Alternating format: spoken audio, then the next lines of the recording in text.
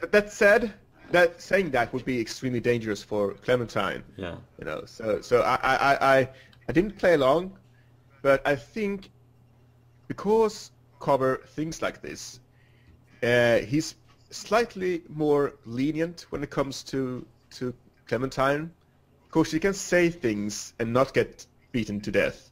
Like, you're a bully, and I wish Kenny would have killed you, or something like that. Oh, okay. He's like, we think like alike. Yeah. When it came to me, though, I want to say, like, when it came to me, I was, like, worried about Alvin's character. I was like, he's like, he tried to speak up and everything, but look where that got him. I was like, God, you are a bully. You're just you just want to get it your way when nobody's telling you, nobody can stand up to you because you got all your buddies to back you up. And when he's, like, saying, we're very alike. And in my Let's Play, I know Angel Lars probably has watched it, most likely, like, the ending of it. I have stated, when he said we're alike, and I've mentioned something in the past, he's like, we're alike, and I'm like thinking in my head, no, we're not really alike. There's a difference. Clem was, you could say, morally and principally raised up by Lee. Yes. And Clem and Carver is just going at his own way and trying to make sure he's the boss, and he's very unstable, like a powder keg. Yeah.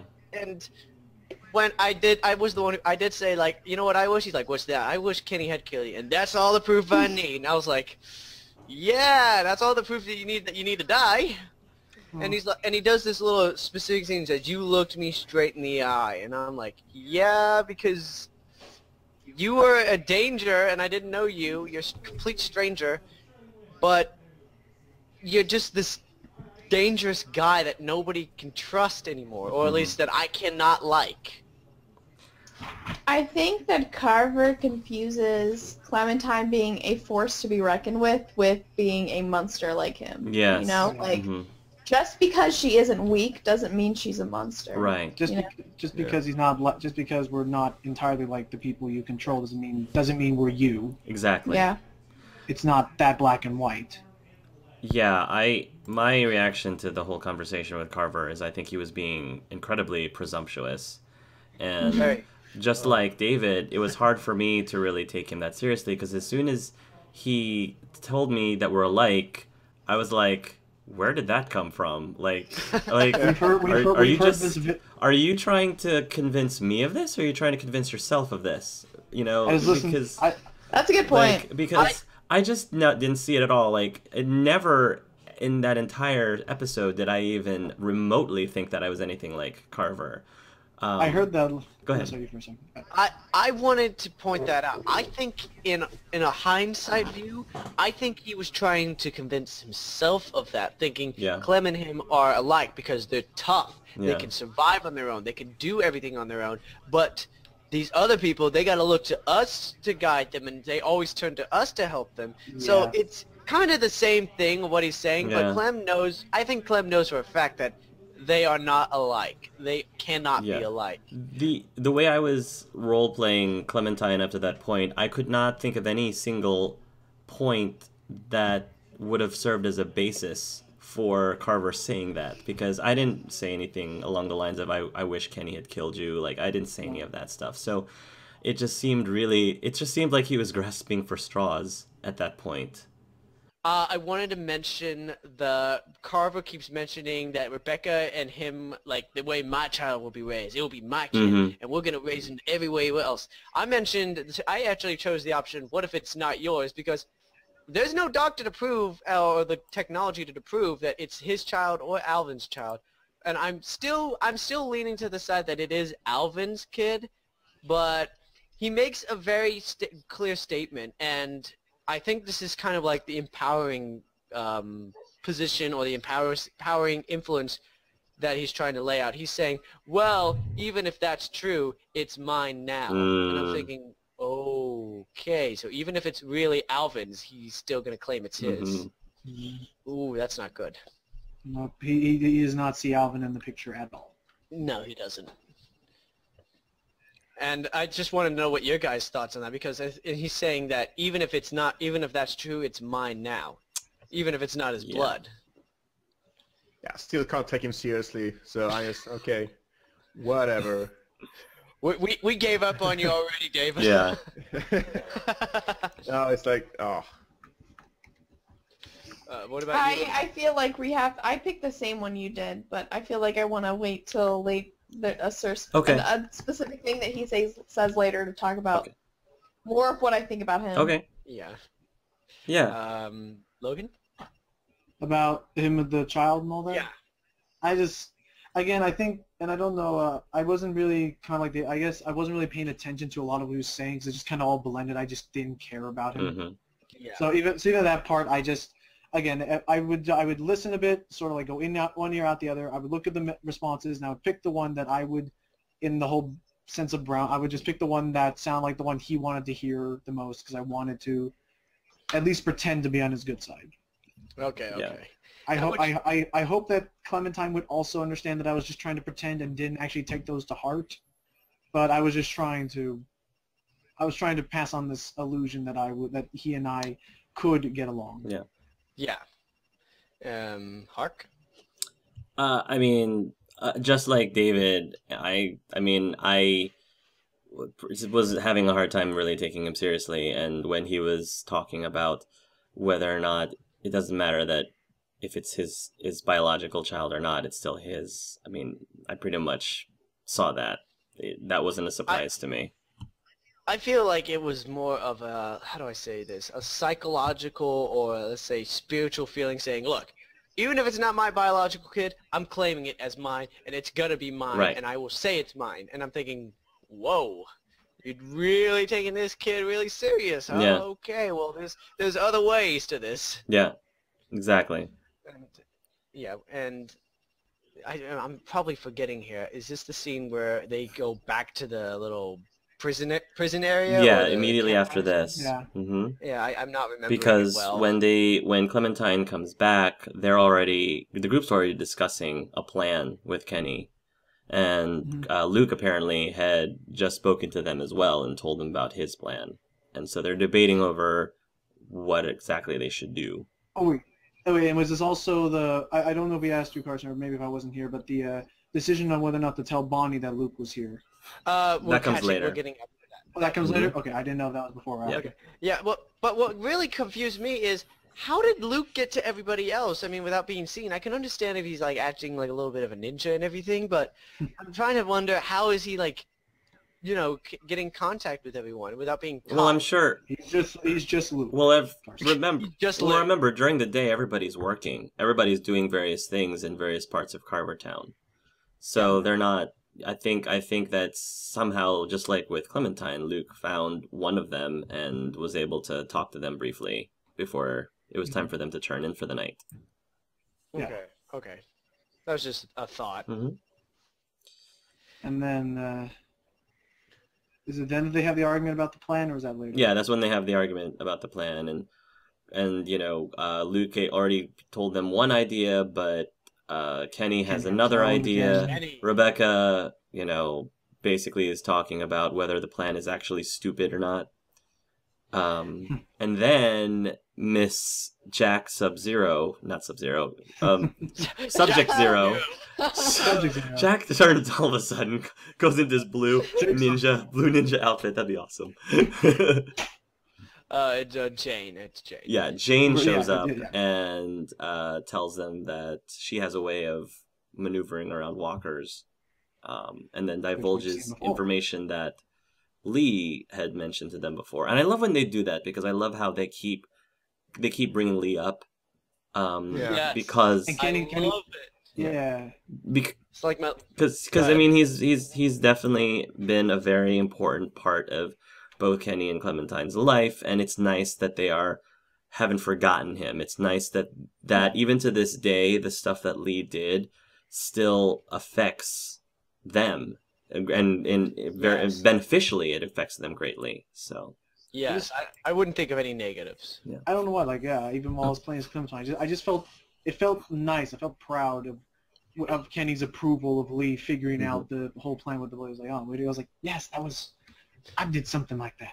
Yeah, and Possibly. I found it amazing that they were able to use that from episode 5. Like, you wipe all the zombie guts all over you, and you can pass right by them. And and we'll probably get to it later. I actually saw a little mirror here between Clementine and Sarah, but we'll get to that later. When Lucky Jack, with what you said about Kenny, I kind of like that, because Kenny was pretty much totally against Luke's plan from the beginning, and he started, I think when he really started to buy into the other plan that wasn't his was when Lee's, because he thought, was brought up. because he found out that it worked for Lee, and Lee figured it out, and I guess out of respect to Lee, Kenny was like, oh well, if Lee can do it, then then I guess the plan's not that stupid. So yeah. Go ahead, Kathleen. What? Let Kathleen go. Okay. Well, I mentioned this in the last discussion that we had, but I still feel like sometimes I'm playing as the ghost of Lee, which is like a weird feeling. It's like I feel connected to Lee even though he's gone. Yeah. And I still feel like, I don't know, like the parent of Clementine sometimes. And then other times I feel like Clementine. It's weird, but I think that was another moment that reminded me of like this sense of Lee's presence still kind of being there, It's hard. It's hard, Kathleen, not to think of ourselves as the ghost of Lee or to feel Lee's presence, because every single episode, the very first thing you hear is Lee's voice. Because Lee, always starts off. Yeah, he always starts off the episode with "previously on Walking Dead," and like it's that immediate reminder. That's his voice at the very beginning. Yeah, he just still feels like the original protagonist of this series to me. Yeah. But I just love how they stuck with I don't know if you guys chose this. There's an option where you can choose, why can't we do both of the plans? Like we mix Luke and Kenny's plan. And I'm thinking that's probably the best option for me. I went with both of that ideas, and they were like, oh yeah, well, okay, we'll do it. We'll go with that. That's fine. Whatever. And I was like, wow, that was no argument, no nothing. That threw me off right there. I was expecting it. So in order for the plan to come into fruition, they need somebody to get the radios. And of course, it's Clementine who has to go get the radios. Because she's so adorable, that's why. Again, I still kind of agreed with Carver on that. I was like, it's always me. I don't have a problem with it, but it's just like they really trust the 13-year-old girl to do everything around here. Yeah. And well, she's a badass 13-year-old girl. So. Fair enough. She's 11. She's 11. 11, okay. Yeah, I think she's 11. Yeah. What I laugh at so much is the moment we had to go get the radios, I felt like for the first time I was like, yes, my dream for Clementine being a ninja, a little sneaky person coming true. I didn't know you had that dream, but okay. Yes, I always wanted to get like, let's say, like a big black ninja suit and just like sneak around, jumping around everything. I'm gonna leave that. Yes, thank you, Telltale. That guard on top of that roof, I have to say, is horrible at his job, because he was really dumb. I almost wish that had been like a really tough like stealth scene because I felt I don't know, like that's kind of like Clem's thing, like the whole like stealth thing, and I like it. Yeah. So I wish it had been a little harder. Yeah. Because I didn't know, could you actually walk up all the way up to the rooftop door without him seeing you? Yes. Yep. Yeah, you could. Oh, I didn't even bother. I was like, oh, he probably would see me. No, he is okay. He is a stupid. Well, I'm nice to know he's stupid. I thought. So I'm just gonna stay away from that door. I'm gonna just go to the right. That's actually one of the critiques I have, is that there's less and less gameplay in these today. If you like go back to the first two episodes in episode 1 or season 1, where you walk around a lot and pick up batteries and stuff and walk and talk to. This one felt more enclosed. Yeah. In small areas. And that's, I mean, I still like it, but it feels more like an interactive movie than a game at times. Yeah. I agree that would have been a great opportunity for Telltale to have put some sort of gameplay, like you pass or fail, sneak past this guard. Yes, I agree with you on that.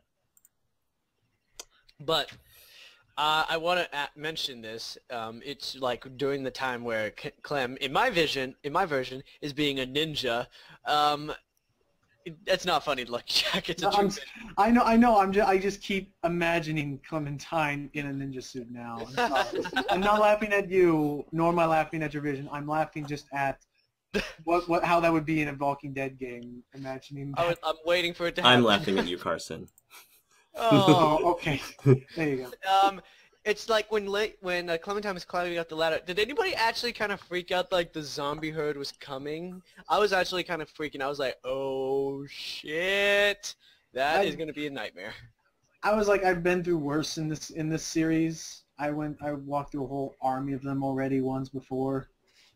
So it was again, I guess it's the whole thing. Like I wasn't thinking of them as the primary problem. Right. It was Carver and all that. Right. Yeah, but like remember when the shit hits the fan, then you would probably change the scenario. Right. That's what I was looking at. I was like, oh boy, this ain't gonna look pretty. And yeah, this is. I want to actually let Hark take over this one. I mean, Clementine goes in to get the radios from the charging station, and you hear a pretty interesting conversation, I think, with Javier and somebody else on the other end of the walkie-talkie. Some of the things that you learn is that Tavia has a hard time, number one, referring to them as anything but prisoners. So that goes to show what her mentality is at this point. The other thing is they're worrying about the incoming herd. But number three, it was at the tip of my tongue. There was one more thing that she said with him. Oh, Reggie. They were talking about Reggie and how the other guy didn't think that Carver was actually going to let him back in. Your thoughts on that? Well, I had a feeling that Carver was not going to really let him back in regardless. I don't think he ever was. I think he was just using him like as a supervisor to look out for the prisoners and everything. And I think they were also not informed of what really happened to Reggie. If they were, then Carver just used his manipulative powers, you could say, to tell them this is why Reggie had to die and this is what he was doing to our group and why we had to get rid of him. Which would make sense if they were told that. Like why they were like on board for it. I'm wondering how long Reggie has been told, oh, you're almost in, just a little bit more and you'll get it. I'm wondering if he's been hearing that for a while. And maybe if they would purposefully set him up to get knocked back down a couple of pegs and just keep this perpetual cycle going. Give him false hope. Just to knock him back down again. I think that was what Bill Carver's intention was. It was to give him that false hope that he was gonna get back in as punishment. And as punishment to give him that false hope that he was gonna get back in, and that punishment like for helping people get away. Right, exactly. That's what I think too. And and that was most definitely like his primary way of like keeping him under his thumb, keeping him under control at all times. Was to put him in that situation over and over again. Yeah, and it just makes really interesting sense. I would just love it if Telltale's like opened the doors and said, yes, that was the intention for Bill. We intend to give Reggie this false hope. That was what the psychological and observation was going to look like. I would love it if they just did that, but I know they won't. They keep their secrets. And then after Clementine manages to acquire the radios, if you had saved him, Vince appears in this scene as well. And talks to Tavia. I didn't know that Tavia was a smoker for starters. She didn't appear that way to me, really. Well, we didn't know a lot about her. I guess technically she was the person I knew the least about in Forms of Days. Yeah. Yeah, yes. Well, you can hide the fact that you smoke. It's easy to hide if you're smart about it. But I'm trying to what I'm trying to say is like, was Carver like have like these rules for cigarettes, drugs, and because if you look at the conversation Vince and Tavia had, it looks clear that that Carver doesn't like smokers, alcoholics, maybe drug addicts, and he says, well, I'm not getting busted for this. That's true. That is interesting. I didn't think about that. So is Carver like this big anti-drug alcoholic person? Well, it goes into what you previously said. I forget which philosopher said the whole survival of the fittest thing. It wasn't. Oh, Darwin. No, it wasn't Darwin. Here, I'll It was look it up. after him. I forget who it was though, but he interpreted Darwin as saying those things. And I think that goes into his like belief that whatever kills you sooner is just like it just comes it. He didn't want them to die by like such a weak. Yeah, that makes sense. Exactly. He doesn't want his family to be self-destructive. Because first of all, drinking obviously inhibits you, and so like that's not the best thing to be doing when you're supposed to be aware. And then smoking, it can lead to you getting sick, and it has long-term consequences, but it has short-term consequences as well. It can often lead to getting sick easier and getting infections easier. So also, Kathleen, turns out it was Herbert Spencer that. Yes, I should have known that. I wrote about him. What kind of an English major are you? I know. Something's going on here. Harsh. I know. One it has senioritis. Yeah, I was like, Kathleen isn't a graduated English major yet, so I'm just playing. Okay. So then we move on. Clementine comes back with the radio, and we move on to the next morning. Oh wait, are we not going to mention the Kenny scene when he says something about Duck? Oh, you're right. I'm sorry. Oh, yes. Thank you for reminding me. That was, to me, that was very heartbreaking because I actually loved Duck. I loved his character. He was so awesome, and I felt like this could have been the young me. I love this kind of character, but when he died, I was like, no, don't do this to me, Telltale. And then when Kenny mentions it, I was like, no, you're bringing back old wounds. Why do you do this to me? Yeah. I was so heartbroken because you can really feel out for Kenny that he's suffering and he's still trying to remember his old family. Yeah. And it's you have to sympathize for the guy because he's been through a lot. I didn't like Duck, but I still felt bad. Don't talk to me anymore, Missy. Oh, shush. I'm gonna agree that I don't like Duck either, and I felt that scene was kind of worse. Do you think? I didn't fit the pacing. I don't know. Perhaps it was a bit too melodramatic. Okay. I don't know. It just didn't do it for me. Okay. I think. Gotcha. Sorry. No, that's great. That you have. It's really neat. We have differing opinions about the situation. Yeah, and we all know who's most important. So. Yes. Yeah, Clementine, you can just say it. I got you. I want to ask, like, mainly David and Hark this question. When you look at when Kenny's mentioning, like, Duck's doing all his dumb little things and his dumb little stuff and his dumb little face, I'm thinking in my head, well, you're laying right next to Sarita there, so do you think she's hearing that? Does she hear that, or she's out cold?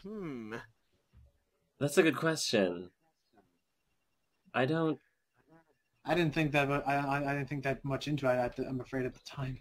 Did they ever specify how much of his past that he shared with Sarita? I'd like to believe he has shared a lot with her, but I don't know. Yeah, probably. So. Yeah. I want to say he would at least mention Katja and things like that. Yeah. And that's what gets to me. I'm thinking, because Sarita. Whoops. Sarita asks you what Kenny was like in the past. So I'm thinking, did Kenny not tell her everything? There's something going on. That's interesting. I'm not sure. I actually don't know what to think of that. Mr. David, what is your question? What is your response? What was the question again? When Kenny's mentioning with Sarita, does Sarita even listen? I think that if you really love someone, you don't expect them to forget the ones you loved previously, even if they are dead. I think that he still loves his child, and that's just a healthy sign, I think, in a relationship. But I was saying, like, is Sarita even listening? Is she even caring, or is she like out cold like that? Oh, I think she cares, of course. I think she loves Kenny. Yeah. So. Okay. Yeah. Yeah. Morning time. They have that argument with Mike over who's going to be the one to take the the radio to Luke. Yeah. Yes. This is pretty funny because, again, Clementine is doing everything, and Mike is like, I want to prove why myself. is she doing I want to everything? prove myself. Yeah, Mike is like, he's saying what many are thinking. Yes. Like, she's a 11-year-old girl. Yes. Why would she do this? Yeah. It doesn't make sense. And in most cases that would be the case. Yeah. Most girls are probably like Sarah in that age. Like, why are you and Mike doesn't know Clementine like we do. Yeah. So I can totally see where he's coming from. Then again, she's been proven to be very resourceful. Herself hundreds of Yeah, times. that's why I said I'll do it. Sure thing. No worries. Yeah, I think what Mike says is very realistic. Because I mean, he seems like a very strong, capable young man, and not that Clementine isn't capable, but I think you said exactly what I was thinking, David, is that he was saying what a lot of players were probably already thinking about just the whole situation in general of Clementine seemingly doing everything essentially. I'm not sure what I want to say about that. I think I didn't agree with him. I think Clem's perfectly capable, and I don't know. There's things that I had to do at a young age that I think a lot of adults haven't been through, and I think that it's totally fine if you're mature enough. And I think she's mature enough to do, and I don't think that youth means the same thing in this world that it used to.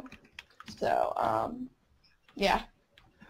All right. Well, I thought of mine now. Well, I've in the real world and even in the zombie apocalypse world, I think most adults would still be agreeing to like saying, you know what, it should be between us. Like we got to decide who's going to do the radio. I no offense to Clem, but I don't think they would have trusted a little girl in that scenario.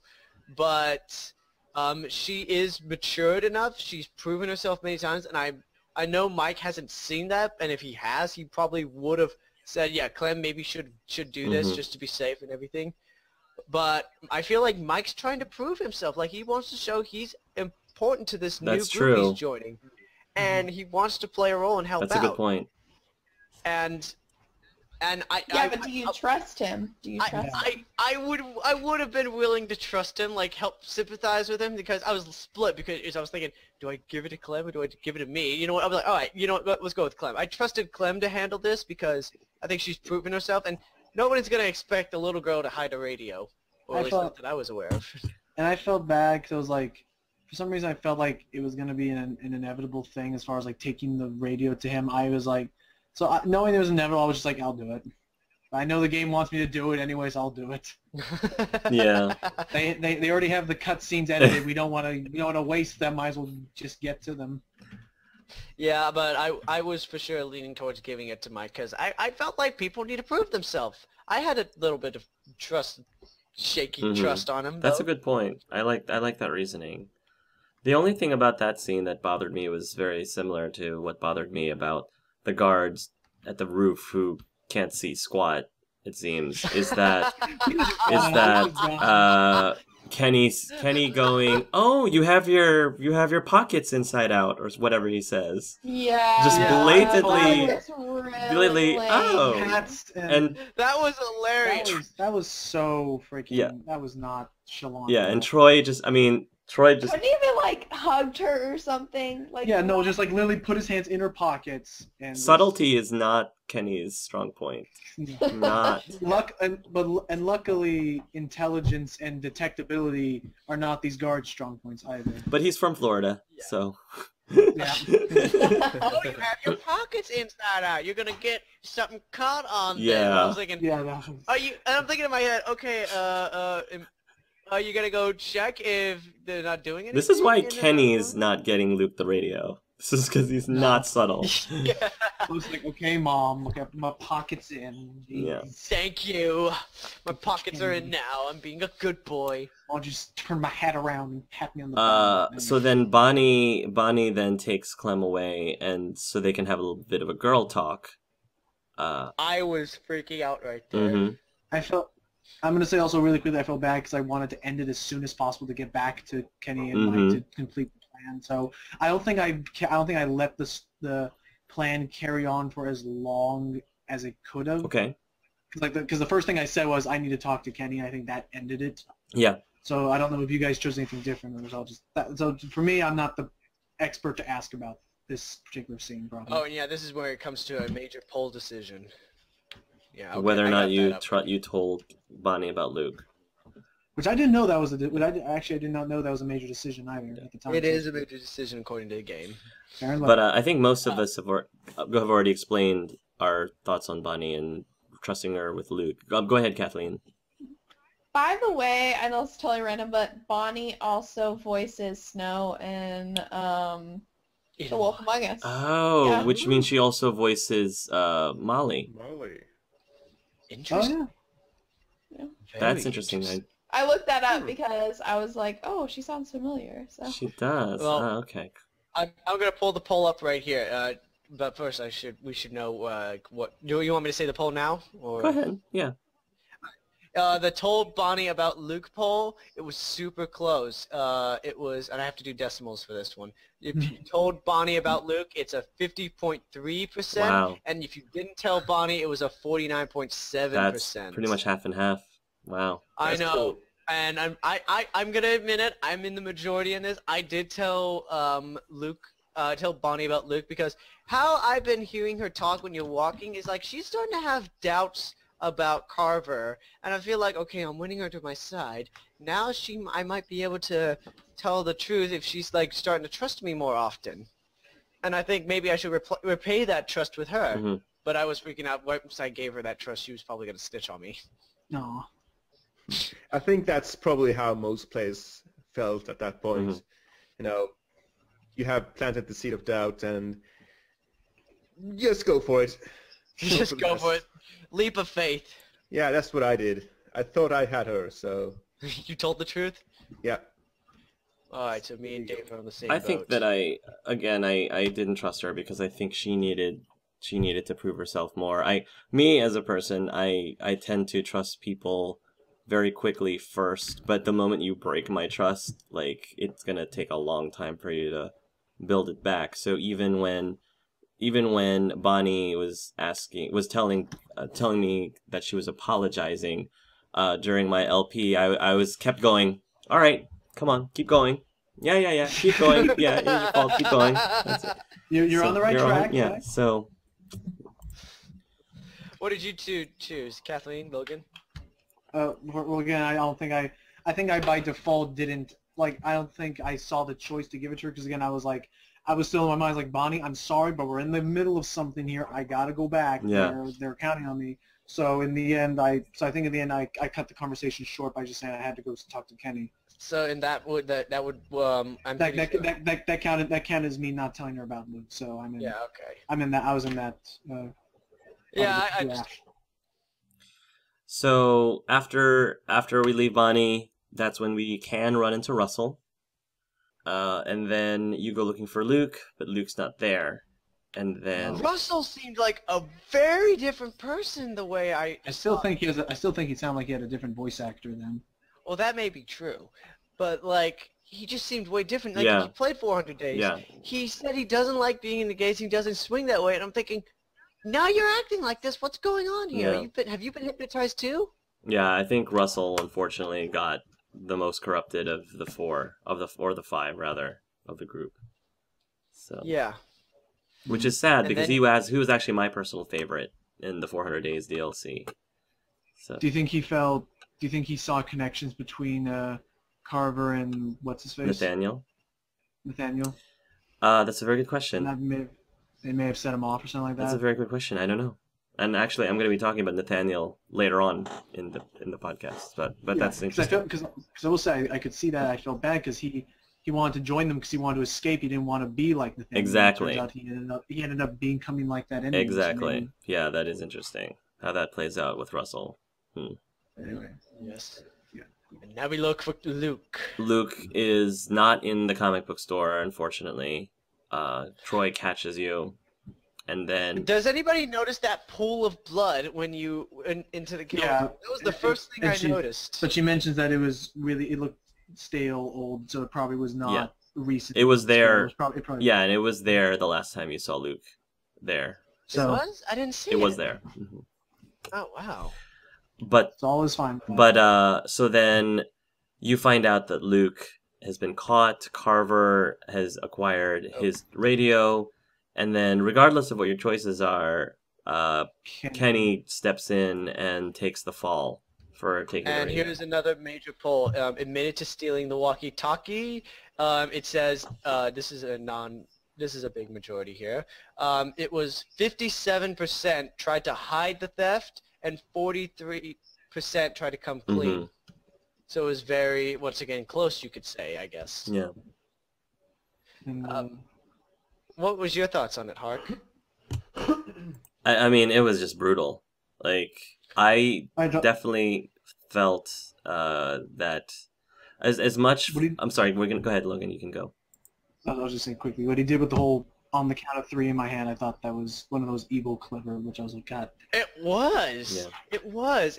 I actually was on my feet. I was like, oh god, what do I do? I'm gonna admit it before he beats the crap out of somebody or kills somebody. But no. And it was right then we had another poll, which I think Angel Edge was about to talk about. I mean, let's not talk about that first. I just felt like Carver at that point was just treating us like little children, like all of us like little children. You know, I'm gonna count to 3, and if it's not in my hand, you know, I've heard that before. I've heard that before, like in elementary school, teachers telling kids that, or parents telling their kids that, and it just. And I will say, just a quick little interruption. As someone who's taught children in a public school, it actually is ineffective to do that. Actually, it makes children resent you. It's not a very. It's not Who would have thought? No, it's effective in a short term, but not long term for children. Yeah. You know, that would explain why Kenny then said, "Huh, fucker." No, because he'd been tricked. Yeah. Yeah. Yeah. He knew. And he had that sort of like, God damn it, you're good at that. How many of you think Carver knew that Kenny wasn't actually the one who had the radio, and maybe he even knew that Clementine was the one who had the radio? Did any of you think? I don't. Well, I thought he bought the lie, actually. You think he bought the lie? Okay. Yeah. I didn't think he knew. Either way, I knew someone was probably gonna get beat up because he wanted him. He didn't want this to happen again. Mm-hmm. But I don't think he knew that there was still some secrecy about the walkie-talkies beyond what he saw. I thought that. Now. Go ahead, Carson. Go ahead. I was gonna say, like, I don't know how many of us tried to come clean. I did come clean and tried to tell him because I feel like since he respects Clementine or thinks they're alike, he wouldn't hurt her so much or he wouldn't do anything too bad. Mm-hmm. So maybe if I had come clean, there would have been a good chance that he's not gonna hurt Clem that much as somebody else, as like what he did to Kenny's as a scenario. Mm-hmm. So that was what happened, and when. I think, like, for a fact, this is how I think he probably had a good feeling somebody else had it, but he wasn't sure. Like, it might have been Clem, but he didn't, and he was suspective of that, but he didn't think it. But when Kenny came clean, he decided to make him as an example. Yeah. Okay. I thought the developers did a really good job of animating the facial expression of Carver, because while you watch him as he's beating on Kenny, just the look on his face just sent me chills, personally. It looks psychotic. Yes, very psychotic. Yeah. Oh, man. I want to hear it, David. Say it.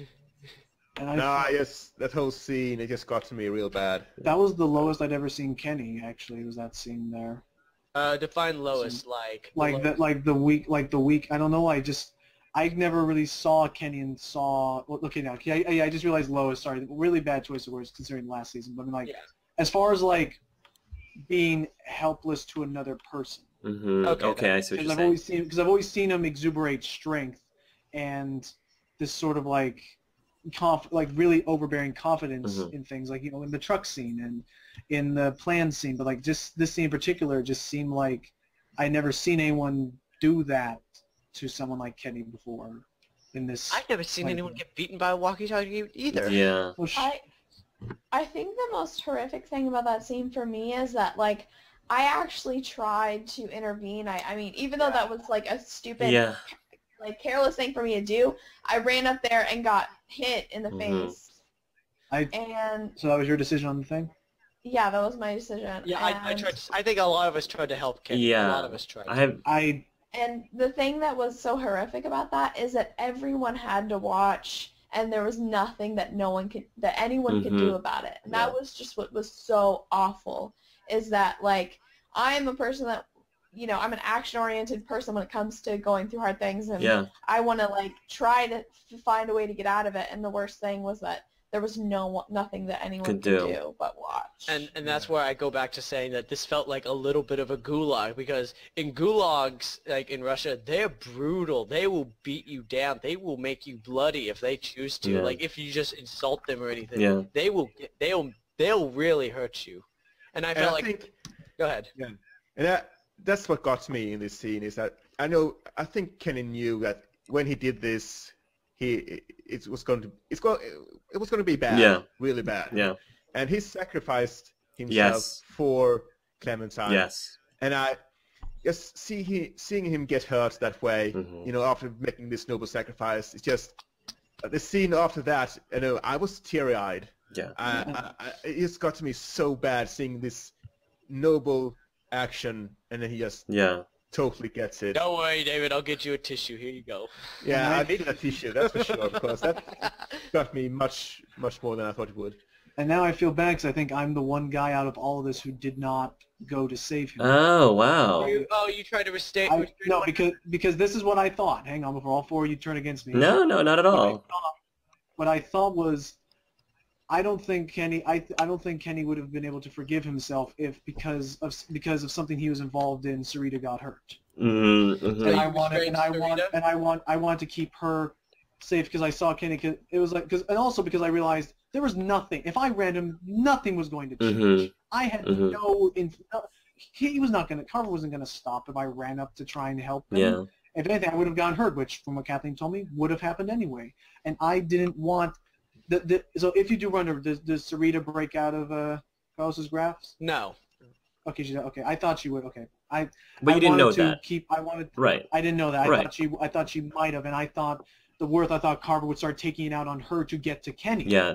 To punish her. I thought he would play that angle. I didn't. Yeah. I knew Kenny would not be able to survive going through something like that again. That makes sense to me. Yeah. Well, I'll be the only one. I'm against you then. Why did you do that? I panicked. I think we all did. Yeah. And I'll say that was trigger point number 3, and there'll be more of this later. Yeah, more. But I was gonna say, and then Bonnie comes to save the day, and I was like, you've redeemed yourself in my eyes. It is really cool when she says what she said. You know, we're leaving tonight, like, and with very much, with such confidence. Like, I think that was the most confident I had ever seen Bonnie up to this point. Yeah, she says it like, we're leaving tonight. Yeah. It was kind of intimidating for me. I was like, whoa, what happened to Bonnie? Yeah. And I don't know what to say. Yeah, so I was starting to come around with Bonnie at that point. And then we end up coming later that evening, and people are again having another discussion about whether they should stick around for a little bit longer, wait it out a little bit, or if they should leave now, just like they planned originally. And if they do leave now, do they have to leave people behind? It really broke my heart personally when Sarita said that the only reason that they were there in the first place is because of the rest of the other group, you know. And now a bunch of them were talking about leaving Kenny and her because she wasn't going to leave Kenny behind. Yeah. So that really got to me because, you know, they were innocent bystanders who just got whisked away. They were in the lodge. It really was kind of all. What was I gonna say? For a second, the moment I saw that scene where, like, when Luke said, "Oh, all right, if we're gonna do this, then we have to think about leaving some people behind," I was thinking, "Whoa, what happened to the good guy Luke that happened?" And I'm thinking in my head when I watched your Let's Play, Angel, I was thinking, does this mean your man crush is dead? No, I think Luke's original plan, he was pushing for them to stay because people were incapacitated. I think the whole reason why he suggested that in the first place is because Luke didn't want to leave anybody behind. And then since people seemed so insistent, no, we have to leave now, we have to leave now, I think he was just being realistic and just saying, all right, well, if that's what you guys really want, then we have to start talking about the possibility of leaving people behind. So I don't think... I still think that Luke, if he had a choice, he would have stayed, specifically so they wouldn't have to leave Kenny behind. Yeah. And I agreed with Luke there and said, like, okay, if we're leaving, we're going to have to leave Kenny behind. Mm-hmm. And I did that, and it's at that point he comes stumbling up and says that, you could have left me. But you won't have to. Yeah, it just shows how awesome he is. He survives that brutal and beating. Yeah, just that he says I don't that. think I would have had the strength to get up after that. That was to me like a Garrus Vakarian moment. Like he was like, yeah, Yes. and I look awesome. You know. What I was going to say is that as someone like me who Kenny, we more often than not we didn't see eye to eye, and it's not so much that I hope any ill. I don't hope any ill will towards Kenny. He just never was, for me personally, he was never my favorite character. However, I do give credit where credit is due, and I thought that I had great respect for Kenny during this entire portion of this episode because of his selflessness throughout and making the sacrifices, the noble sacrifices, for the people that he cared about. Did you hug him?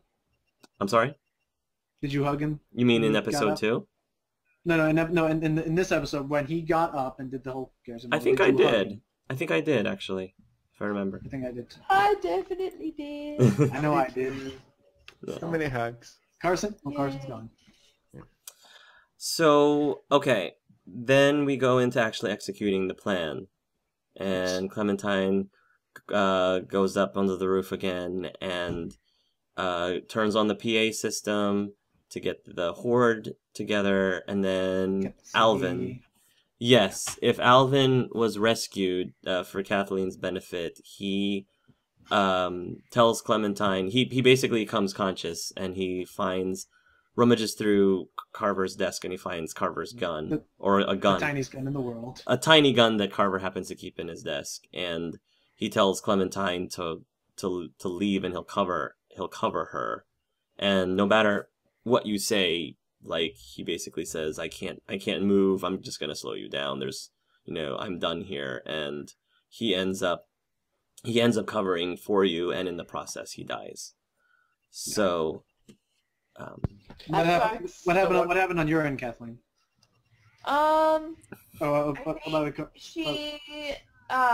She turns on the system and then she like barricades the door.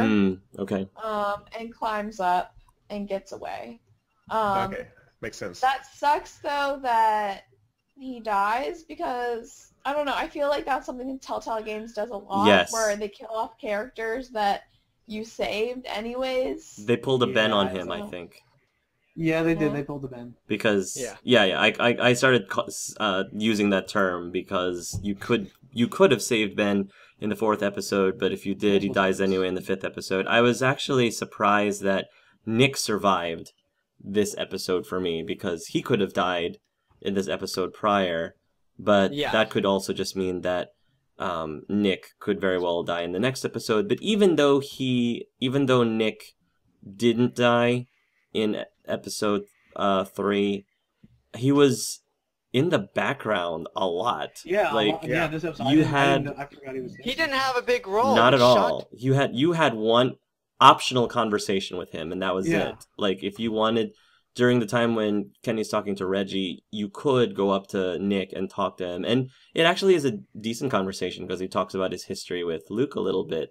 But other than that, Nick is just not, it's like he's not even there, so I'm a little disappointed again in Telltale in that they could have done more with Nick and made the fact that you rescued him matter a little bit more. And for I guess you guys were talking about the Alvin death scene. Yes. I felt a little sad because at first when I turned everything on, I was a little scared because I saw Alvin's body walk, and I was like, oh god, please don't be a zombie, please don't be a zombie. Mm-hmm. And when he grabs the gun, I was like, oh, you're alive, thank God. All right, let's get out of here. But he's like, no, I can't leave. I'm in a bad shape. I was like, oh man, this is gonna suck. Oh, okay, Yeah. I'm gonna miss you, man. You stay awesome, and God, you're a hero. I thought he was very heroic and very brave for what he did. Yes. But what really got me, like, emotional was when he said, you take care of my girls, I have a good feeling it's going to be a girl. And I was like, oh, you had to say that when I'm leaving, too. I felt... That really hurt me, too.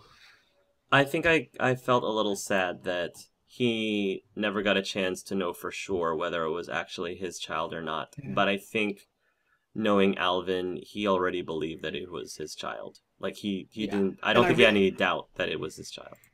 And that's why I really wanted to be his child. Mhm. Otherwise, I'll be devastated. I'll be like, oh my god, that's not... Yeah. Just add insult to injury. Don't give Telltale any ideas, Logan. They probably already have it all planned at this point.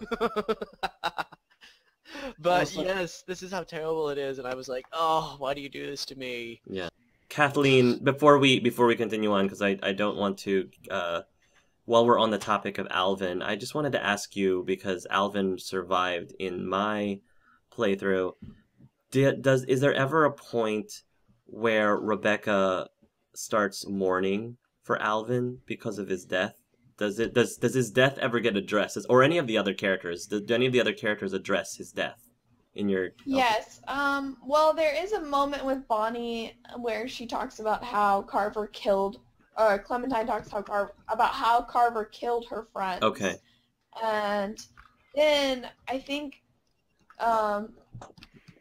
Rebecca, it is? Mhm. Is that Yeah, her name? Rebecca. Yeah. Rebecca, she is obviously distraught Okay. the whole time. Okay. But she doesn't really talk about it. She's kind of in the background a lot during this episode. Okay. So. Gotcha. Okay.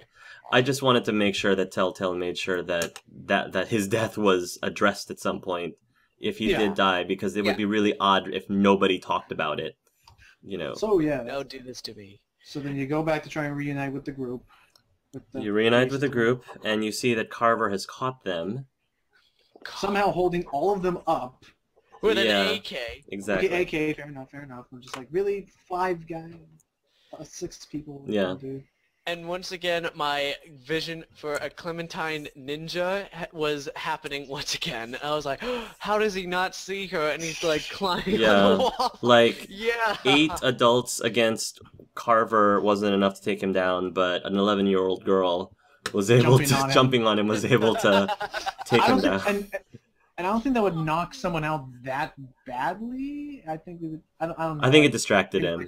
He was surprised in that. I mean, if she fell on his head, I can't remember where she fell, but like, hit him in the right place. It looked like she jumped feet first on his back. Mhm. Yeah. Well, with Alvin dead, what was your scenario? Kathleen? It was basically like that. She just jumped on him. Yeah. Oh, okay. She had climbed up after barricading herself, and then jumped on Carver. So.